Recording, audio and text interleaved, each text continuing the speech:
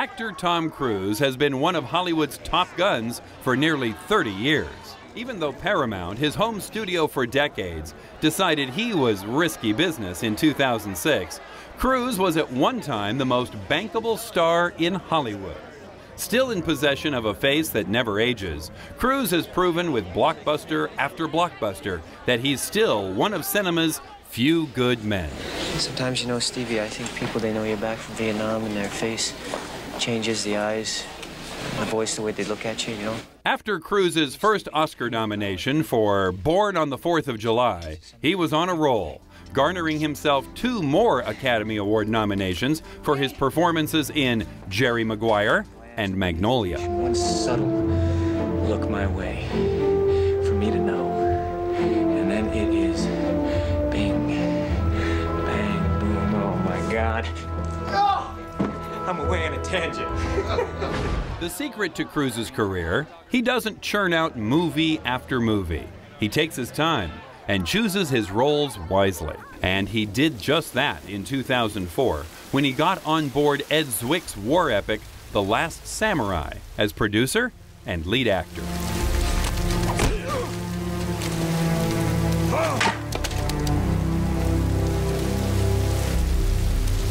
It's, yeah, every other year. And it's not that I'm sitting around in between on vacation. I'm working or prepping. You know, you look at Magnolia, I shot that for a couple of weeks, but I spent months preparing that character. And before that, and then I was working on Mission 2 while we were working on that. So it takes time to do this. It's not, I'm in, let's start shooting on Monday. I want that time because I want to be able to give my all to that picture, and also, you know, you want to let it ferment. You've got to work on it and work on it and work on it and work on it and work on it. That's what making movies is.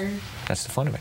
And let your imagination grasp, if you can, Mr. Graham, the effect of a strong, quick jerk on the turf of your hair to release any clean particles would have on your nervous system.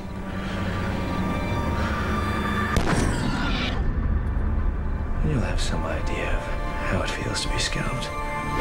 Don't you talk to me about murder. All it ever took was a down payment on a Lincoln Town car for that girl. You can't even call that girl. What the f are you still doing driving a cab? After his success with director Michael Mann with the action thriller Collateral, Cruise got back together with his Minority Report director Steven Spielberg to fight for his survival in War of the Worlds. Rachel.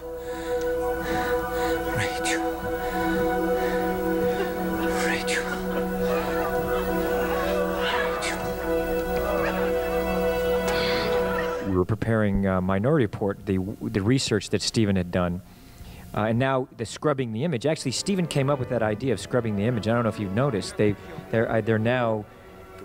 doing that. They've created that. I mean, science fiction has done a lot, I think, to encourage the people who really have to spend the money at NASA to go out into space. Star Wars did, in 2001: A Space Odyssey, did amazingly positive, proactive work in that field.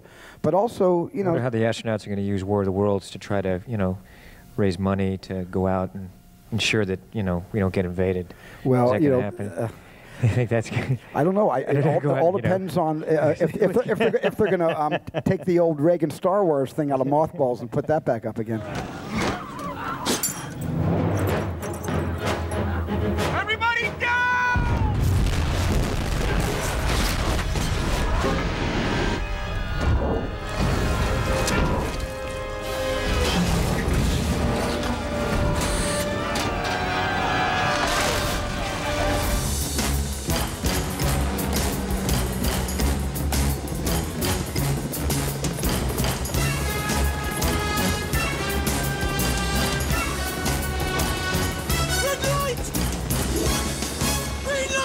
The first Mission Impossible showcased Cruise's abilities as an action star. The second proved his bankability. And by the third Mission Impossible film, Cruise's star power had gone off the charts.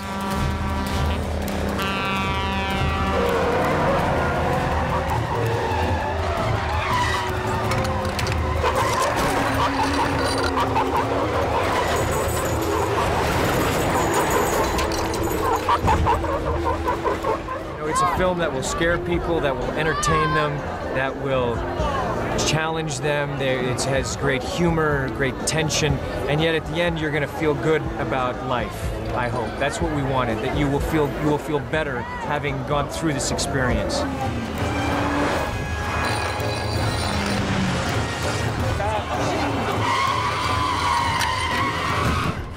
While his career has been full of epic motion pictures, Cruise is no stranger to comedy. He had a comical cameo with Austin Powers in Goldmember, and in 2008, he took on a meteor role in Tropic Thunder. That film proved to be a wise career choice because later that year, his dramatic World War II movie Valkyrie flopped at the box office. We have to show the world that not all of us were like him. That is not enough for me. There has to be a chance of success. Then find a way.